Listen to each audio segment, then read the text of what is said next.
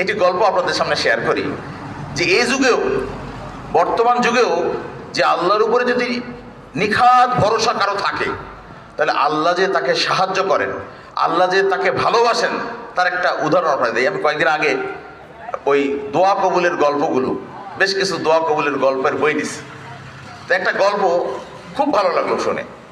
তো গল্পটা হচ্ছে যে ডাক্তার ঈশান নামের একজন ডাক্তার, তো সে এতই বিজি ডাক্তার যে সে যখন কোনো জায়গায় যায়, তো তার যদি কেউ অ্যাপয়েন্টমেন্ট নিতে চায় তাহলে তাকে 1 মাস অপেক্ষা করতে হয়, এতই বিজি ডাক্তার।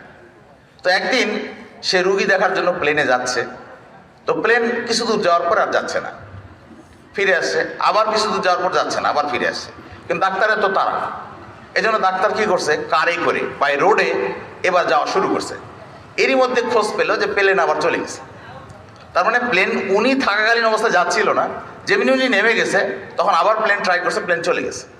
তো উনি তো যেহেতু বাই রোডে যাওয়া শুরু করছে, উনি এবার যেতে যেতে এবার এমন একটা জায়গায় আটকে গেছে।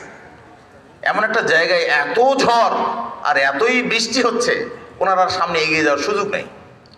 তো উনি ড্রাইভারকে জিজ্ঞেস করলো, এখানে কি কোথাও আশ্রয় নেওয়ার কোনো ব্যবস্থা আছে? তো বললো যে হ্যাঁ, পাশে একটা ঘর আছে, কুড়ে ঘর, এই ঘরটাতে আমরা আশ্রয় নিতে পারি। তো তখন ডাক্তার ঈশান বলছে, তা ঠিক আছে, ওখানে অপেক্ষা করি। তো ওখানে অপেক্ষা করতে যেই দেখে একজন বুড়ি মানুষ ওই ঘরে বসবাস করে, 2টা রুম, তো একটা রুমে বসতে দিচ্ছে। ওই বুড়ি মানুষটাকে দেখছে যে একটু পর পর পানি নিয়ে পাশের রুমে যাচ্ছে আবার আসতেছে, পাশের রুমে যাচ্ছে আবার আসতেছে। তো তখন ওই ডাক্তার ঈশান তখন ওই বুড়ি মাকে জিজ্ঞেস করছে, হে বুড়ি মা, পাশে আপনি পানি নিয়ে যাচ্ছেন আর আসতেছেন, কি হয়েছে পাশে? তো বলছে, দেখো বাবা, আমার একমাত্র নাতি, সেই আমার মানে রুজি রোজগার করার মতো একমাত্র কর্মক্ষম আমার নাতিটাই, কিন্তু তার এমন একটা রোগ হয়েছে যে রোগের চিকিৎসা করার মতো না আছে আমার টাকা পয়সা, না আছে আমার সেই সামর্থ্য তাকে নিয়ে যাওয়ার মতো। তাই আমি আল্লাহর উপর ভরসা করে আমি আল্লাহকে বলেছি, আল্লাহ তুমি এর একটা ব্যবস্থা করে দাও। এই যে আল্লাহর প্রতি ভরসা করে সে যে মানে নিখাদ আল্লাহর উপর ভরসা করে যে চুপ করে আছে, তো তাই ওই ডাক্তার তাকে বলছে, কি হয়েছে আপনার, যেহেতু সে নিজেই ডাক্তার।